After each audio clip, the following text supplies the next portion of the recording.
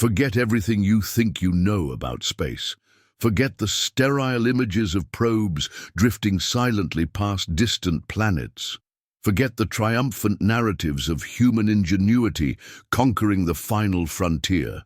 The reality is far darker, far more terrifying, and infinitely more alien than you can possibly imagine. There's blood on my hands as I type this. Not metaphorically. Actual blood, congealing around my fingernails, staining the keyboard of this observation module. It's Dr. Emily Wilson's blood. She died screaming 3 hours ago, her body contorting in ways human bodies shouldn't move, twisted by forces we unleashed, forces we were never meant to understand. I watched it happen. I couldn't stop it. I'm the only one left now. My name is Dr. David Carter, lead propulsion theorist on the Emis 9 deep space mission. There were 11 of us when we started this journey, 11 of the brightest minds humanity could offer, sent to investigate an anomaly at the edge of our solar system. Now there's just me, locked in this observation module, surrounded by the vast, crushing emptiness of the outer Kuiper Belt. And it, the boundary vessel, as we named it, looming outside my viewport like a dark, sleeping god, a city-sized structure of impossible geometry and silent menace. It's not dead. It's waiting. I've disabled the distress beacon. No one else can come here. No one else can make our mistakes, fall into the same trap we did. I'm recording everything now, transmitting this. Log on all emergency channels. A final desperate warning carved into the void. Stay away. If you're reading this, if this message somehow pierces the veil of silence that surrounds this place, you need to understand what happened, what we found, the rules we discovered too late, the price we paid for curiosity.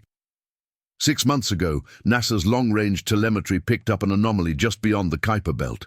Initial readings suggested a new dwarf planet, something unexpected but not impossible in the vast, unexplored reaches of our solar system. But the orbit was wrong.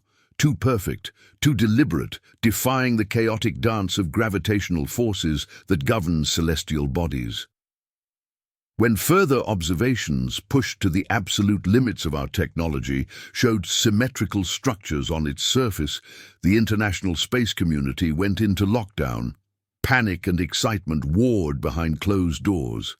I was teaching advanced propulsion theory at MIT, trying to unravel the complexities of faster-than-light travel in hypothetical scenarios when I got the call.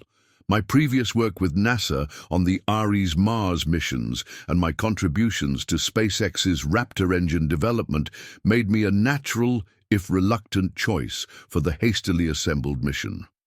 Dr. Robert Anderson, my old colleague and friend from the Ares days, was already on board as mission commander. When he called me directly, bypassing official channels, his voice had that edge of contained excitement I hadn't heard since we tracked the first signs of subsurface water ice on the Red Planet.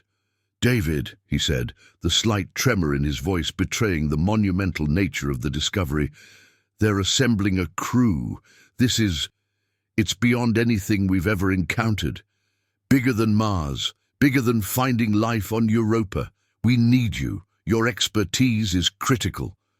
2 weeks of frantic preparation followed. Medical evaluations, psychological screenings designed to test our breaking points, mission briefings shrouded in secrecy, hurried goodbyes to loved ones who couldn't be told the true nature of our destination. Then we launched aboard the Emis 9, a prototype deep space vessel, the pinnacle of human engineering, equipped with the latest Orion drive, capable of sustained high-G acceleration, theoretically cutting travel time to the outer solar system from decades to mere months. Our crew was a carefully selected blend of expertise and experience. Commander Robert Anderson, a veteran astronaut with nerves of steel, myself, Dr. David Carter, propulsion specialist, Dr. Emily Wilson, a brilliant and driven exobiologist, hungry for the discovery that would redefine life itself, Dr. John Miller, a meticulous astronomer whose eyes saw patterns in the cosmos others missed.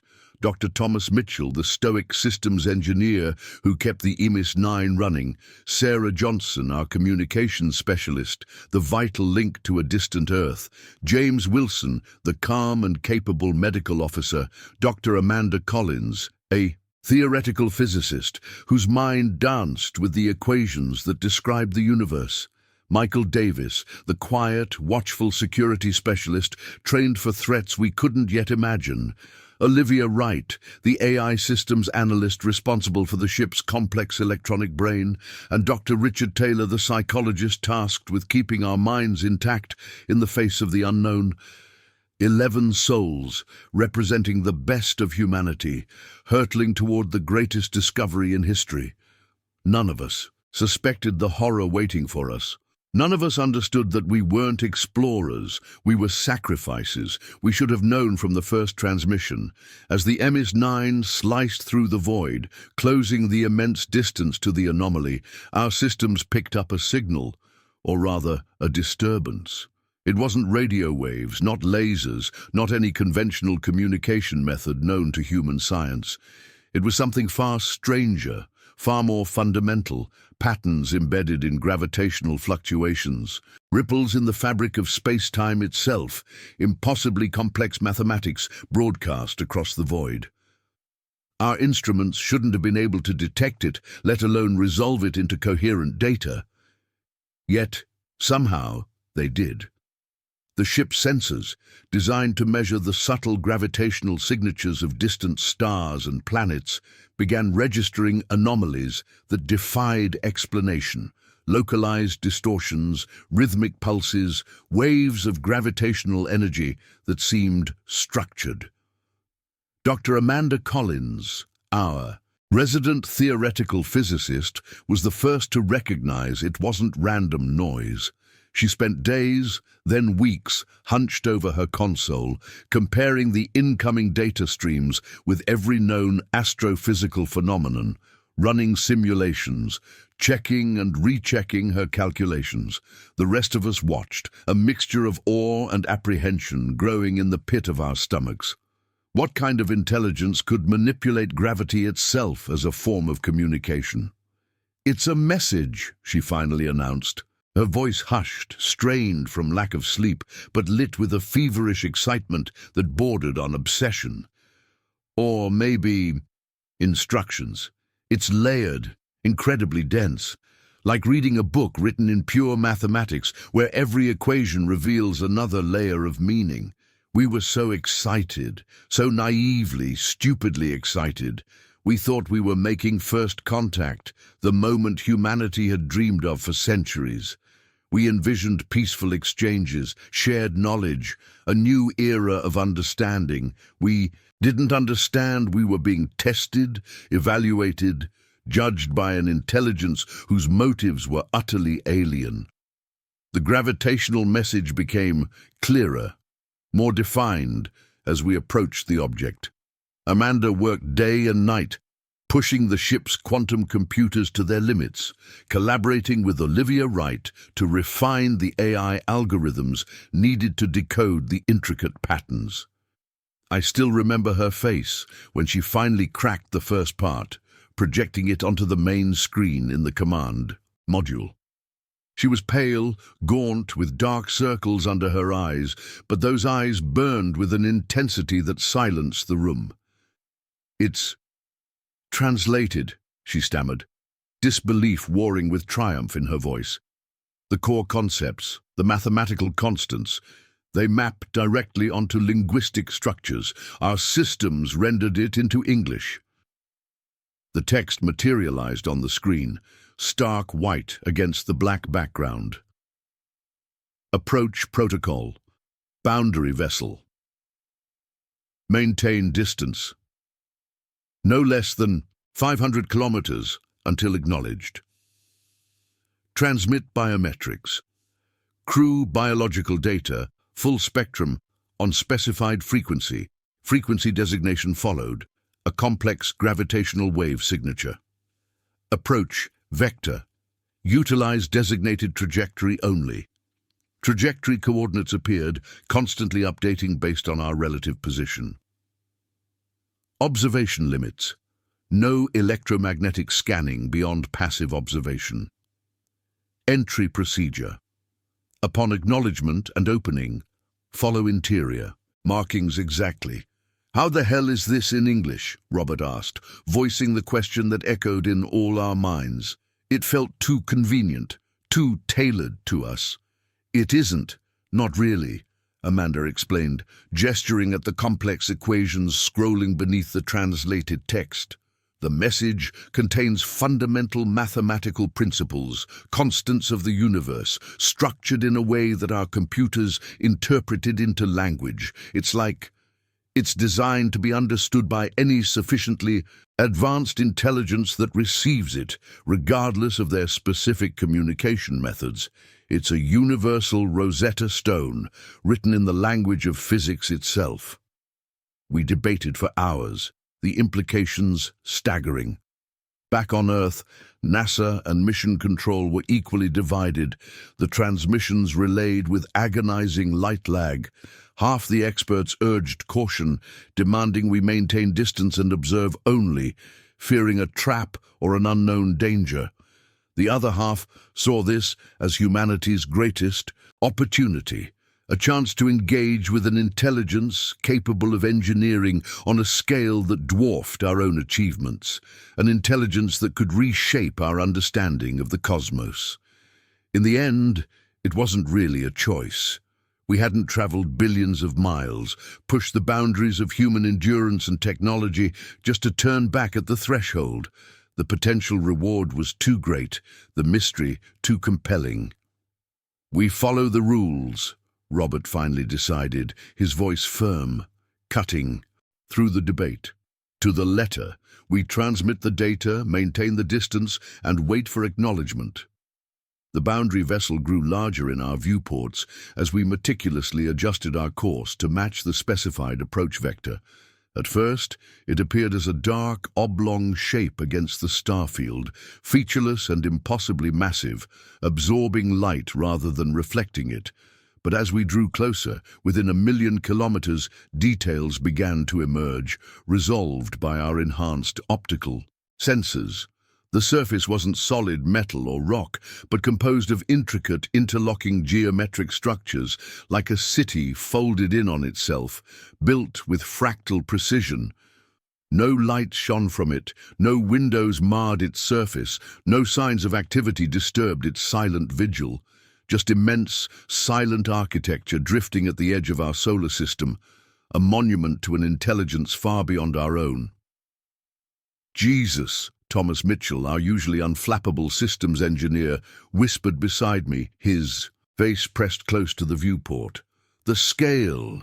It must be at least 50 miles long, maybe more." We held position at exactly 500 kilometers, a nerve-wracking distance that felt both too close and too far. James Wilson, our medical officer, supervised the collection of our biometric data, heart rates, blood pressure, full DNA sequences, real-time brain activity patterns captured by neural interfaces woven into our mission suits. Everything. We laid ourselves bare, biologically speaking, to whatever intelligence resided within the vessel. Sarah Johnson triple-checked the transmission protocols, ensuring the data was encoded onto the precise gravitational frequency specified in the message. Then, with a deep breath, she initiated the sequence. Nothing happened. For 27 agonizing minutes, we waited in tense silence, floating 500 kilometers from the silent behemoth. Doubts began to surface. Had we misinterpreted the message? Was this some elaborate natural phenomenon, mimicking intelligent design? Was anyone even home? Then a section of the vessel's surface directly ahead of us shifted. What we had taken for solid, unyielding structure reconfigured itself, panels sliding silently, geometries unfolding, revealing an opening, a perfect rectangle of absolute darkness large enough for the Emis 9 to enter. "We've been acknowledged," Sarah announced, her voice tight with a mixture of relief and trepidation. We could all see it, the impossible invitation hanging in the void. Robert wasted no time, plotting our course along the designated approach vector, guiding the Emis 9 toward the waiting aperture. As we drew closer, crossing the 100-kilometer mark, I felt a strange sensation, a subtle yet undeniable pressure behind my eyes, as though something was gently probing, examining my thoughts, my mind. Does anyone else feel that? Olivia Wright, our AI analyst, asked hesitantly, her hand going to her temple. Several of us nodded mutely. The sensation wasn't painful, but it was deeply unsettling, an intimate, non-physical intrusion. Probably just anxiety, Richard Taylor, the psychologist, suggested, though his voice lacked conviction. Our brains creating physical symptoms from extreme psychological stress. Perfectly normal under these circumstances, but it didn't feel normal. It felt alien. The opening loomed before us, a gateway into the unknown. Absolute darkness resided within. No stars reflected from its depths. No details could be discerned even with our most powerful senses. Our external lights, capable of illuminating objects miles away, seemed swallowed by it, unable to penetrate more than a few feet beyond the threshold. "I'm detecting no atmosphere inside," John Miller reported from his sensor station. "But it's also not a vacuum. Pressure readings are anomalous. It's something else, something our senses can't quite define. Some kind of contained field or altered state of space?"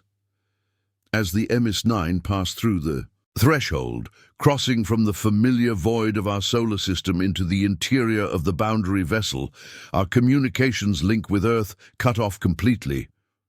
Static hissed through our headsets for a moment, then silence. Expected, given the nature of the structure, but the finality of it was deeply unsettling.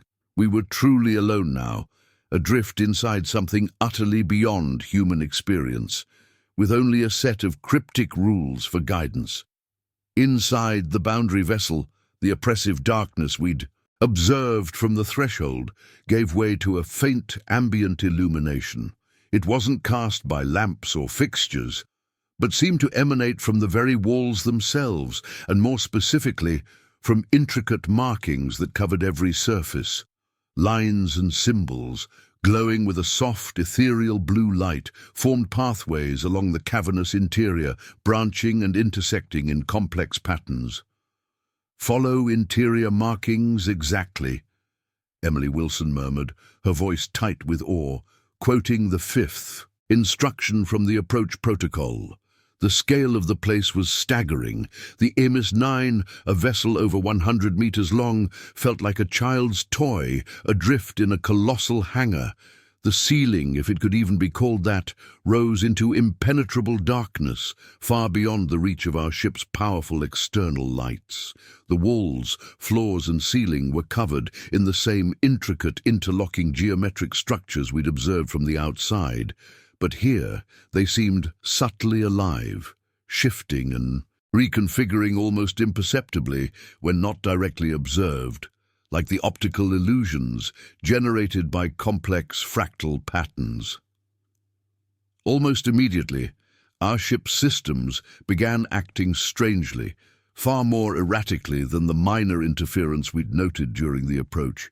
Displays flickered, momentarily showing characters none of us recognized, alien glyphs or complex mathematical notations, before returning to their normal readouts. The temperature regulation fluctuated wildly, cycling between uncomfortably warm and chillingly cold, without any input from engineering. Most disturbing was the chronometer. Time itself seemed unstable within the vessel. Our clocks sometimes raced ahead, skipping seconds or minutes, then slowed to a crawl, each tick agonizingly prolonged. "There's significant interference with our core systems," Thomas Mitchell reported, his knuckles white as he gripped his console. "Temporal flux, energy field distortions.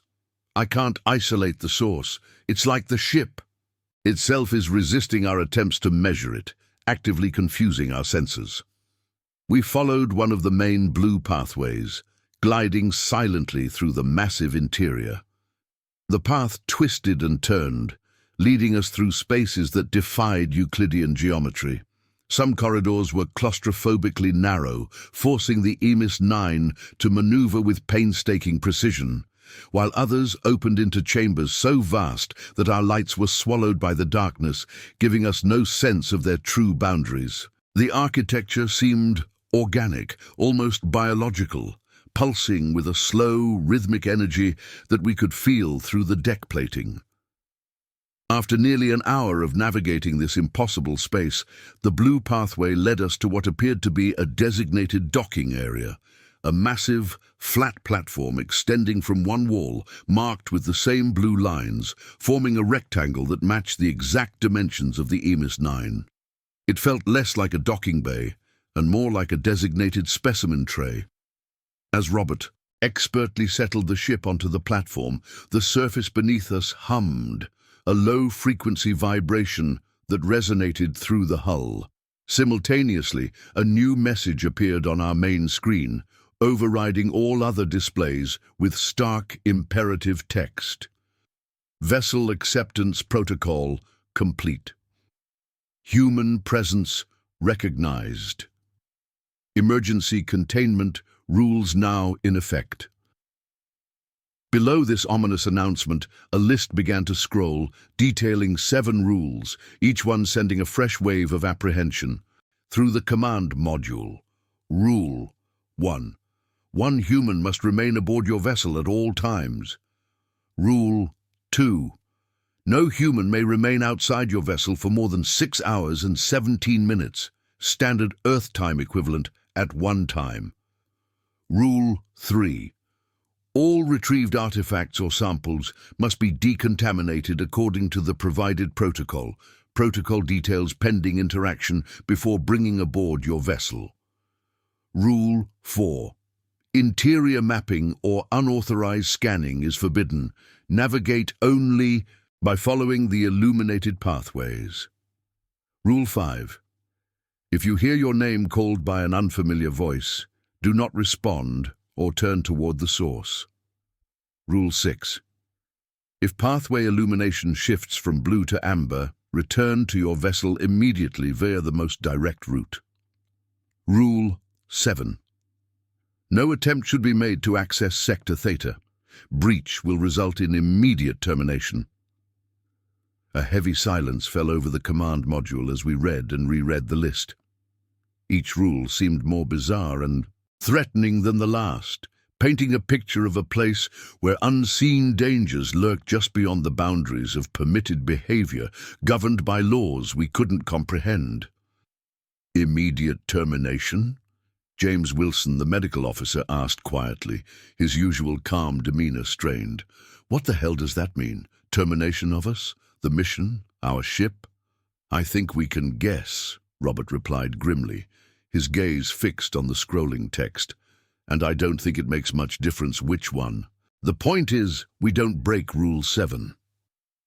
And what or where is Sector Theta? Olivia Wright wondered aloud, already trying to cross-reference the term with the limited sensor data we had. There's no map, no indication, nothing. Probably by design, I said, nodding toward the screen. Rule 4 explicitly forbids mapping. They only want us going where the blue lights lead. Rule 5 is unsettling, Richard Taylor, the psychologist, commented. Hearing your name called by an unfamiliar voice, auditory hallucinations, or something else. And the time limit, Sarah Johnson added.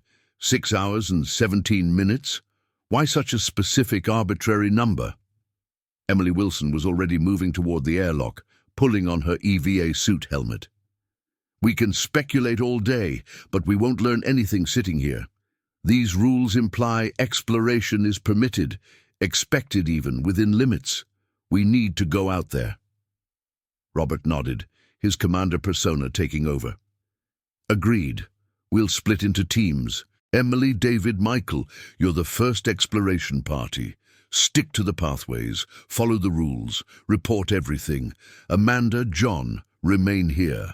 Analyze the vessel's structure, energy signatures, anything our passive sensors can pick up without violating Rule 4. Thomas, keep wrestling with the ship's systems. I don't like how they've been behaving. Sarah, keep trying to re-establish communication with Earth, even if it's just a carrier wave. James, prep the medbay just in case. Olivia, Richard, keep analyzing these rules. Look for patterns, hidden meanings, potential traps. Remember Rule 1, Amanda pointed out, her eyes scanning the vast interior visible through the main viewport. Someone needs to stay aboard the Emis 9 at all times. I'll stay, John Miller volunteered immediately. I can run the structural analysis and sensor sweeps from here. Keep an eye on things. We suited up methodically, the familiar routine of donning our EVA gear now filled with an unprecedented level of intention. Each click of a seal, each hiss of pressurization sounded unnaturally loud in the charged atmosphere. Our suits were the latest NASA design, lightweight, maneuverable, equipped with enhanced sensors, communication systems, and emergency life support. I found myself hoping, praying, they'd be enough for whatever waited outside. As I sealed my helmet, Sarah caught my eye across the bustling bridge. "Be careful out there, David," she said, her voice softer than usual, carrying an undercurrent I hadn't registered before.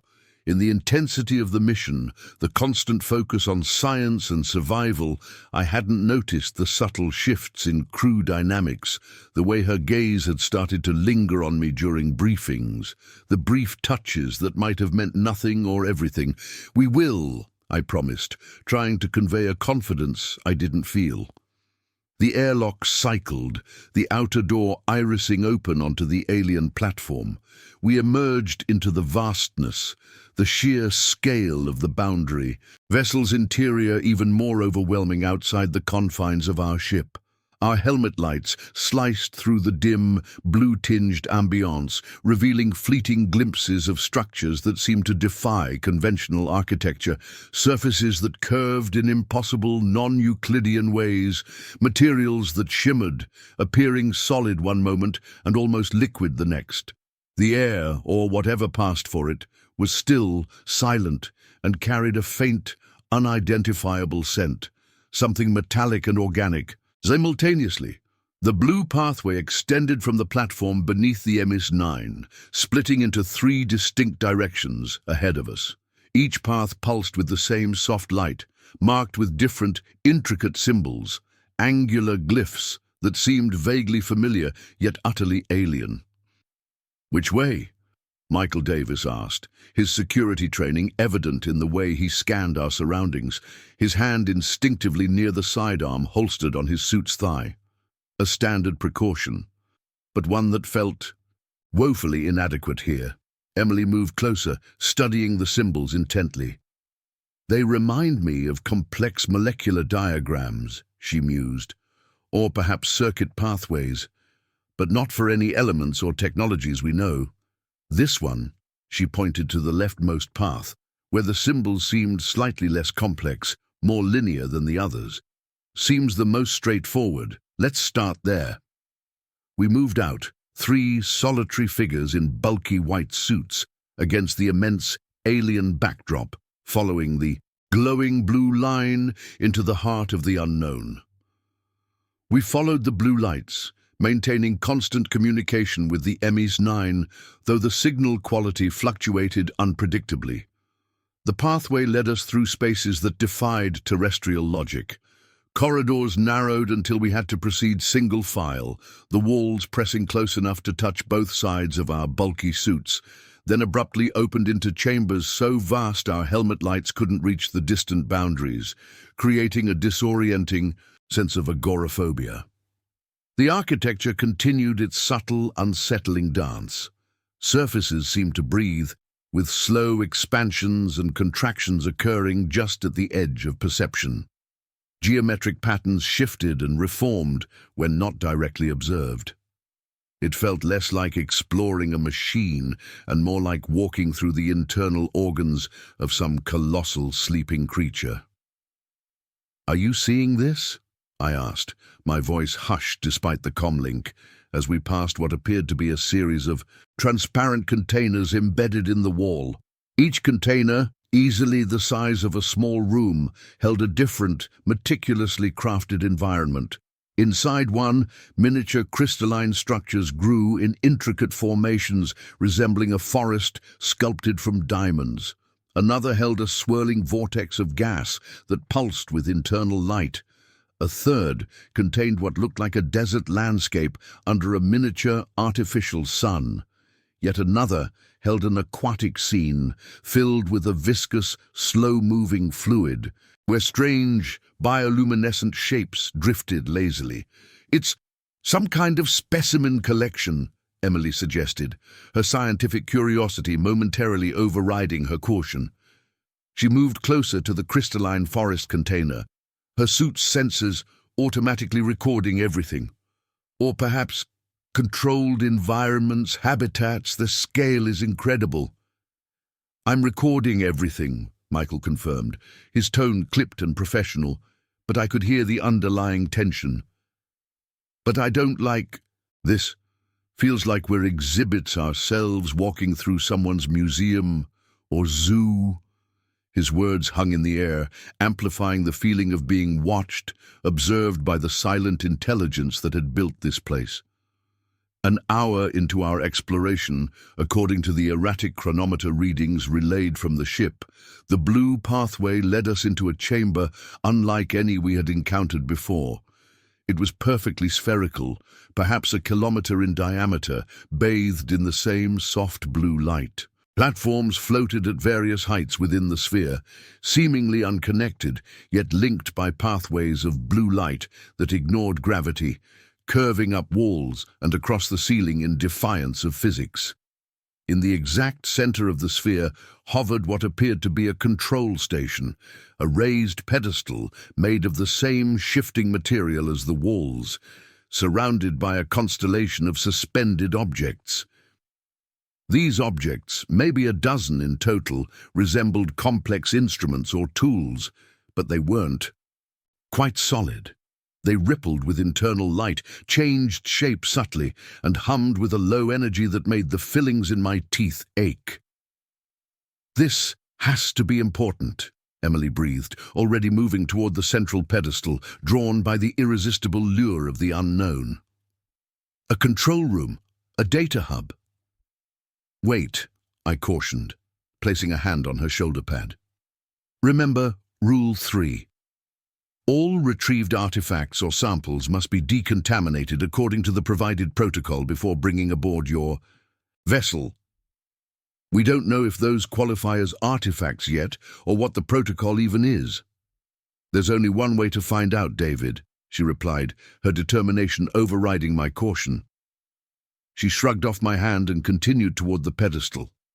Michael positioned himself near the entrance to the chamber, scanning the upper levels, his hand never straying far from his sidearm. I followed Emily, my own senses on high alert, trying to reconcile the beauty and wonder of this place with the palpable sense of danger conveyed by the rules. As Emily reached the pedestal, the floating objects surrounding it pulsed slightly brighter. They hovered at about chest height, intricate devices of shifting light and geometry. One, a sphere about the size of a baseball, seemed to resonate slightly as Emily approached, its internal light swirling faster. Our comms crackled.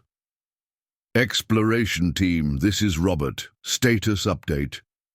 You've been outside for approximately 3 hours now, according to the most stable time reference we have. Remember Rule 2.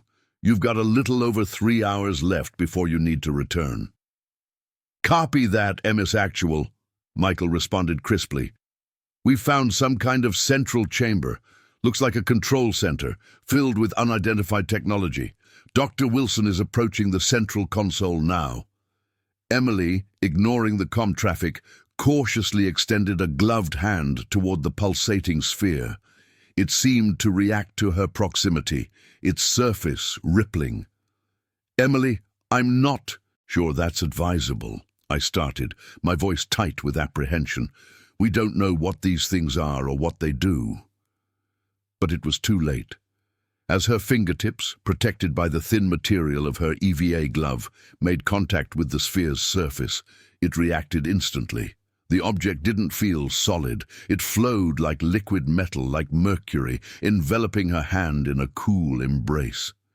She jerked back with a startled cry, but the substance clung to her glove, spreading rapidly up her arm like living quicksilver, molding itself to the contours of her suit. "Get it off!" she shouted, panic finally breaking through her scientific composure. She tried to shake it loose, but the material held fast. Michael and I rushed toward her, but stopped short as the flowing material suddenly froze, hardening instantaneously into a complex, crystalline lattice around her arm, trapping it against the pedestal. The lattice glowed faintly, with the same blue light as the pathways. "Report, Emily. Are you injured? Is it breaching your suit?" Robert's voice demanded over the comms. Emily took several deep breaths, regaining control. "Negative, Emis actual. Suit integrity is holding. There's no pressure, no pain, but I can feel a vibration through the suit layers. It's scanning me. The material is interfacing with my suit's biometric sensors." As she spoke, the blue lighting throughout the spherical chamber pulsed once, brightly, then settled back into its steady rhythm. Simultaneously, symbols appeared in the air above the pedestal.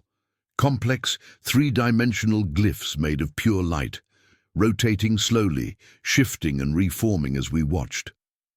I think it's analyzing my biological data," Emily said, her voice a mixture of fear and wonder. The crystalline material encasing her arm was glowing brighter now, intricate patterns of light moving through its structure like data streams in a fiber optic cable. "It's accessing my vitals, my DNA profile from the suit sensors. It understands our technology." We watched, helpless, for several tense minutes as the silent exchange continued. Then, as abruptly as it had frozen, the crystalline lattice liquefied again, flowing smoothly off her arm and reforming into the perfect sphere, which then hovered back into its original position among the other objects. The floating symbols above the pedestal changed, resolving into a new, stable pattern. I think we just made first contact," Emily whispered, staring at her glove, now free but strangely cold where the sphere had touched it. Before anyone could respond, our comms crackled again, this time with John Miller's tense voice from the Emis 9. "Robert, exploration team. Something's happening back here. The internal systems, they're changing. We're getting new data streams, massive amounts of information flooding our computers, ship schematics, stellar cartography, biological data. It's like the vessel itself is responding, dumping its archives into our systems." As if triggered by John's words, the sphere Emily had touched pulsed once more, then detached itself from its position above the pedestal and began floating slowly, deliberately, toward us. "It's offering itself," Emily said, taking an involuntary step back. "I think it wants us to take it." "Rule 3, I reminded her, my mind racing. "If it's coming with us, if it qualifies as an artifact, we need to decontaminate it first. But we don't know the protocol." "Maybe we do now," Michael pointed out, gesturing toward the symbols still hovering above the pedestal. As if in answer, the glyphs shifted again, rearranging themselves into what looked unmistakably like a procedural diagram, a series of steps involving energy fields and temporal stabilization, displayed in the universal language of mathematics and physics that Amanda had described. "Decontamination protocol received," Emily confirmed, her suit sensors interfacing with the floating diagram. "It involves using our EVA suit, multi-tools, to generate specific energy frequencies around the object while it's contained within a temporary stasis field projected from the pedestal. Complex but feasible." The sphere waited patiently, hovering a few feet away from us. It seemed expectant. "All right," I said, making a decision. "Michael, cover us. Emily, walk me through the protocol. Let's retrieve this artifact." Following the intricate steps displayed by the alien glyphs, Emily and I worked in tandem.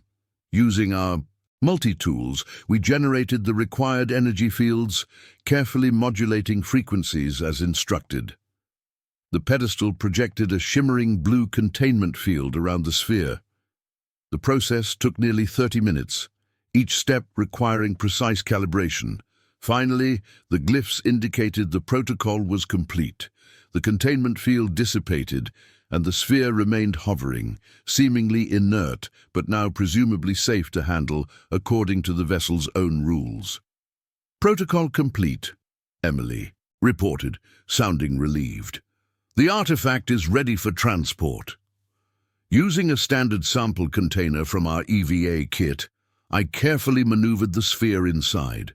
It offered no resistance, settling into the container's padded interior as if it belonged there. "Okay, let's head back," I said.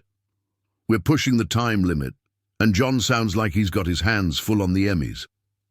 We retraced our steps along the blue pathway, the journey back feeling even longer and more tense than the outward trip. Burdened as we were by our potentially universe-altering prize, the strange architecture seemed to watch us, the subtle shifts in geometry more pronounced now, as if the vessel itself was aware of what we carried. Reaching the docking platform, we cycled through the Emis 9's airlock. John Miller met us, his face pale and drawn. "You won't believe the data dump we received," he said, bypassing greetings. "Complete schematics of this vessel, star charts covering galaxies I've never seen, catalogued, detailed biological analyses of unknown life forms. It's too much, pouring in faster than our systems can process and store it. It started the moment Emily touched that sphere." We secured the artifact container in the main lab, initiating our own standard quarantine procedures as a backup, despite the alien decontamination protocol we'd followed. Emily immediately began running preliminary scans, while I joined Robert and the others in the command module for a debrief. The sphere acted as an interface, Amanda Collins theorized after hearing our report. Touching it triggered a data exchange. It scanned Emily, recognized us as sentient, and then granted us access to a portion of the vessel's knowledge database. "But why?" Sarah Johnson asked. "Why give us all this information?" "And why the rules?" Richard Taylor added. "The warnings, the time limits, the forbidden sector. It suggests a potential danger, something they're protecting us from or protecting themselves from us." As we discussed the possibilities, an alarm blared through the ship, a proximity alert. "Something's moving outside," John called from the sensor station. "On the platform, coming from the pathway we didn't take." We rushed to the viewports.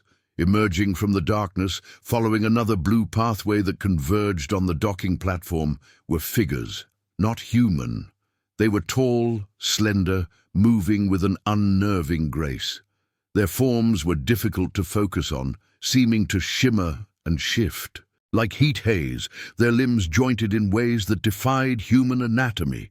They wore no suits, seemingly unaffected by the environment within the vessel. "Are those them?" Michael breathed, his hand instinctively going to his sidearm again. They stopped at the edge of the platform, several hundred meters away, their featureless heads tilted as if observing the Emis 9. They made no sound, no threatening gestures, yet their mere presence radiated an ancient, unfathomable intelligence and a profound sense of melancholy. Then the blue pathway lights leading back the way we had come flickered and turned amber. "Rule 6!" Olivia shouted. "If lights shift from blue to amber, return to your vessel immediately." Panic seized the bridge. "Everyone back inside! Seal the airlock!" Robert ordered. But Emily was still in the lab with the sphere. "Emily!" I yelled over the internal comms. "Get back to the bridge now! Rule 6 is active!" "I can't!" Her voice came back, strained, terrified. The sphere, it's reacting to the amber light. It's changing. The container won't hold, her transmission cut off into static. James! Michael, with me! I shouted, already sprinting toward the lab, ignoring Robert's orders to stay put. We burst into the lab just as the artifact container shattered, sending shards of reinforced plasteel flying. The sphere, now glowing with an intense, angry red light instead of blue, hovered in the center of the room. It pulsed rapidly, emitting waves of energy that distorted the air around it. Emily was slumped against the far wall, clutching her head, her body convulsing. "Make it stop," she moaned. "The voices... too loud." "Voices?" I asked, approaching cautiously. "Emily, what voices?" Suddenly, I heard it too. Not through my ears, but inside my head. A cacophony of whispers, alien thoughts, overlapping, conflicting, filled with ancient pain and desperate warnings. It was the sphere, broadcasting directly into our minds. Intruders, containment breach, Theta protocol imminent, flee! The fragmented thoughts slammed into my consciousness, threatening to overwhelm me. Michael raised his sidearm, aiming at the pulsating red sphere. "Dr. Carter, get Dr. Wilson. I'll try to disable it." "No!" I shouted, remembering the vessel's rules, the warnings about termination. "Don't shoot!" But it was too late. Michael fired. The energy bolt struck the sphere, dissipating harmlessly against its surface. The sphere, however, reacted instantly. It pulsed once, a violent wave of pure force erupting outwards.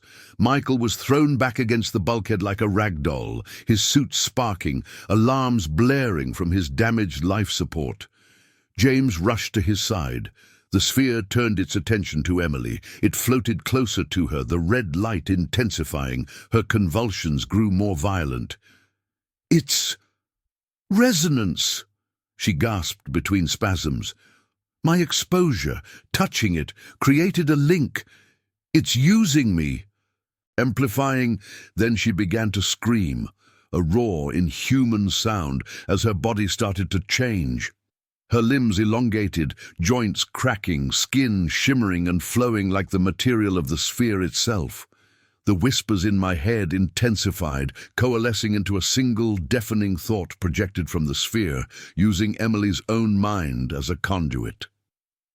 "You are not permitted. Sector Theta is breached. Termination protocol engaged." The red light from the sphere enveloped Emily completely. Her screams reached an unbearable pitch, then abruptly cut off as her form dissolved into pure energy, absorbed into the sphere. The sphere, now pulsing with a triumphant, malevolent red glow, turned toward me. That's when the blood got on my hands. Trying to shield myself, trying to reach Emily, trying to fight something incomprehensible, I scrambled back, out of the lab, sealing the door behind me just as another energy wave hit it, buckling the reinforced metal. I made it back to the bridge, finding chaos. Alarms wailed, systems failed, and through the viewport we saw the figures on the platform raise their featureless heads in unison. The entire vessel around us seemed to groan, the very structure vibrating with contained power. "Sector Theta," Amanda whispered, her face ashen. "Rule 7. We breached it somehow, by bringing the sphere aboard, by firing on it." "It doesn't matter," Robert yelled. "Thomas, get us out of here. Maximum power." "I can't," Thomas shouted back, fighting with his console. "The docking clamps are engaged. Systems are offline. The main drive isn't responding. We're trapped." The red sphere emerged from the lab corridor, gliding silently onto the bridge, filling the space with its menacing glow and the deafening psychic scream that promised only annihilation. This is how it ends. Not with discovery, but with termination. The rules weren't warnings, they were triggers. We weren't explorers, we were bait. Stay away, for God's sake, stay away from the boundary vessel.